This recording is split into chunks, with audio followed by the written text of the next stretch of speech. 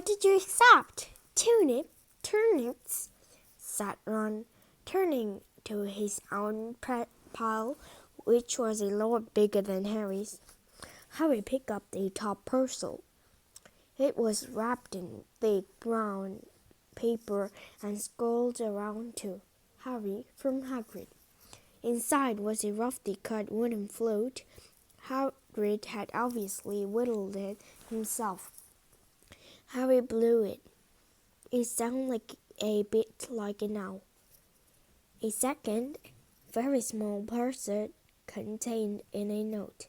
We received your message and enclosed your Christmas present from Uncle Vernon and Aunt Petunia. Tapped to the note was a 50-cent piece. That's friendly, said Harry. Ron was fascinated by the 50-pence. Weird, he said. What a shape! This is money. You can keep it, said Harry, laughing at how pleased Ron was. Hagrid and my aunt and uncle. So, who sent this? I think I know who that's one from, said Ron, turning a bit pink and pointing to a very open parcel. My mom. I told her you didn't accept any presents, and oh no, he groaned. He's made you a Weasley sweater. Harry had torn open the parcel to find a thick hand-knitted sweater in emerald green and a large box of homemade fudge. Every year she makes us a sweater. Ron unwrapping his own. And mine's always maroon. That's really nice of her, said Harry, trying the fudge, which was very tasty. His next present also contained a candy, a large box of chocolate frog from Hermione. This only left one parcel. He picked up and felt it. It was very light. He unwrapped it. Something fluid and silvery gray went slithering off the floor where it lay in gleaming folds. Ron gasped. I've heard of those, he said in a hushed voice, dropping that box of every flavor he'd gotten from Hermione. If that's what I think, they're really rare and really valuable. What's it is? Harry picked a shiny, silvery cloth off the floor. It was strange to the touch, like water woven into material. It's an invisibility cloak, said Ron, a look of awe on his face. I'm sure. Try it on. Harry threw the cloak around his shoulder, and Ron gave a yell. It is. Look down. Harry looked down at his feet, but they were gone. He dashed to the mirror. Sure enough, his reflection looked back. He was completely invisible. He pulled the cloak over his head, and his reflection vanished completely. There's a note, said Ron suddenly. A note pulled out of it. Harry pulled off the cloak and seized the letter. Written in a narrow, loopy writing he had never seen before were the following words. Your father left it in my possession before he died. It is time it was returned to you. Use it well. A very Merry Christmas to you. There was no signature. Harry stared at the note. Ron was admiring the clock. I'd give anything for one of these, he said. Anything. What's the matter? Nothing, said Harry. He felt very strange. Who had sent the cloak? Had he really once belonged to his father? Before he could say or think anything else, the door was flung opened and Fred and George Weasley bounded in. Harry stuffed the cloak quickly out of sight. He didn't feel like sharing it with anyone yet. Merry Christmas! Hey, look, Harry! Got a Weasley sweater too! Fred and George were wearing one, one of them. One had a big letter yellow VF on it, the other a G. Harry is better than ours, though, said Fred, holding up Harry's sweater. She obviously makes more of an effort if you're not family. Why aren't you wearing yours, Ron? George demanded. Come on, get it on. They're lovely and warm. I hate maroon, Ron moaned, half-hearted as he pulled it over his head.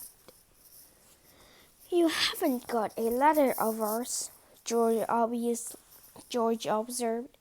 I suppose she thinks you'd forgotten your name.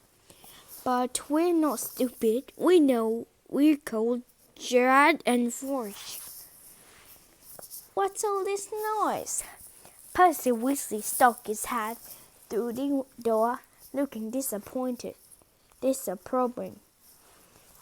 He had clearly gotten halfway through unwrapping his presents as he, too, carried a lumpy sweater over his arm, which Fred sized P of perfect. Get on, Percy. Come on, we're all wearing ours. Even Harry got one.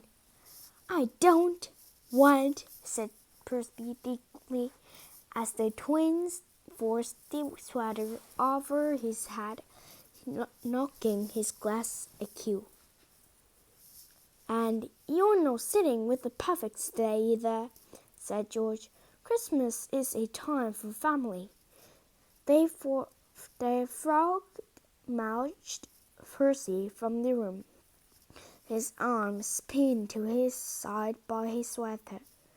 Harry had never in all his life had such a Christmas dinner.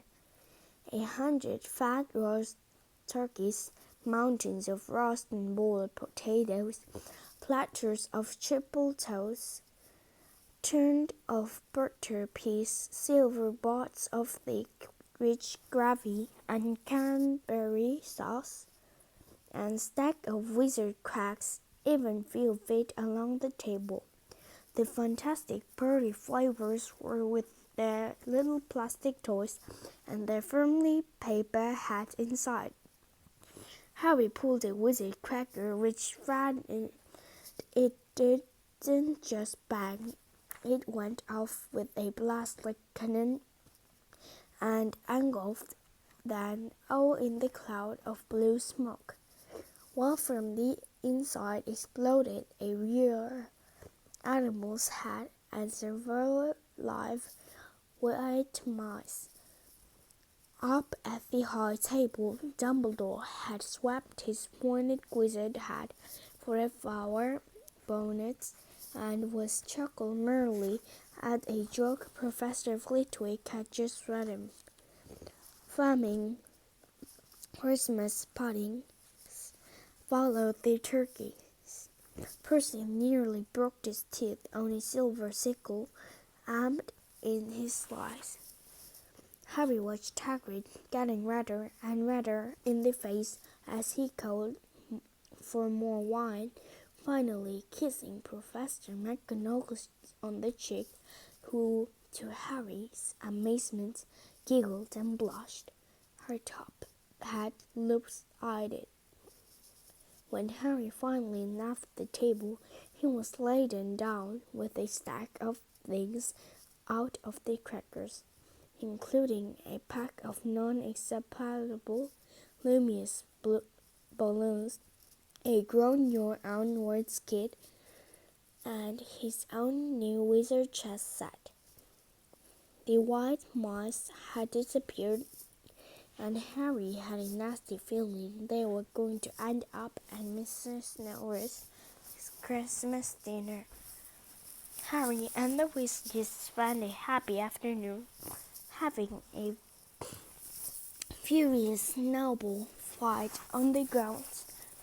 Then, cold and gasping for breath, they returned to the fire in the Gryffindor common room, where Harry broke in his new chest set by losing spectacularly to Ron.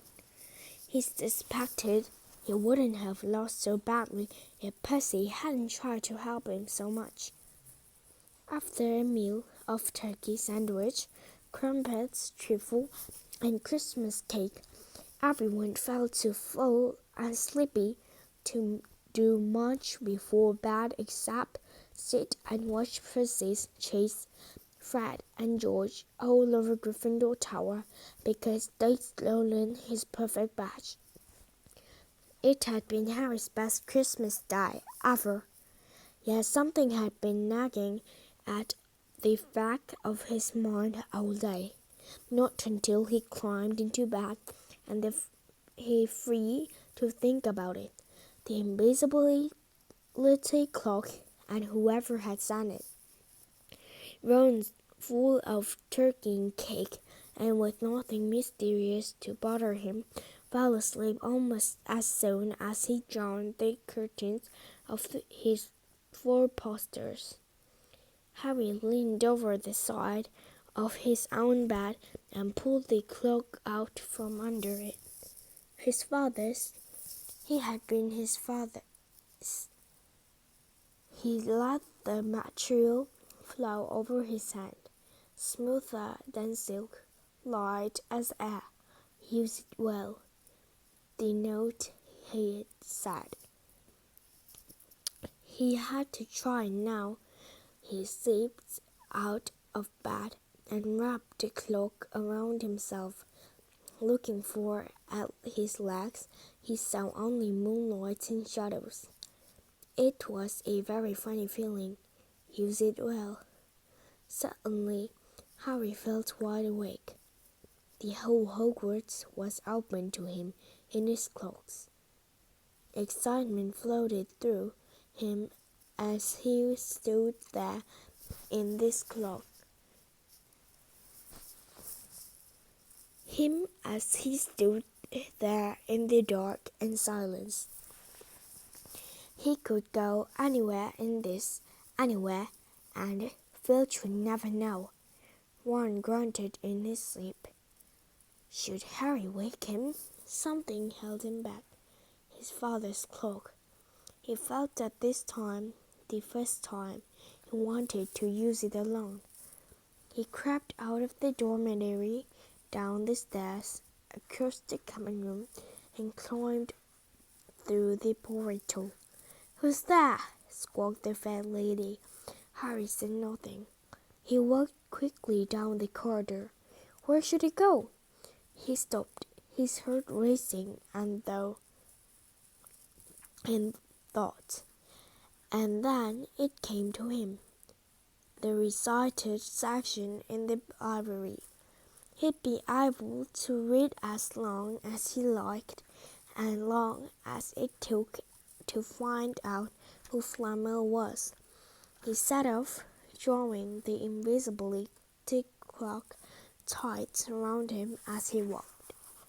The library was pitch black and very eerie. Harry lit a lamp to see his way along the rows of books.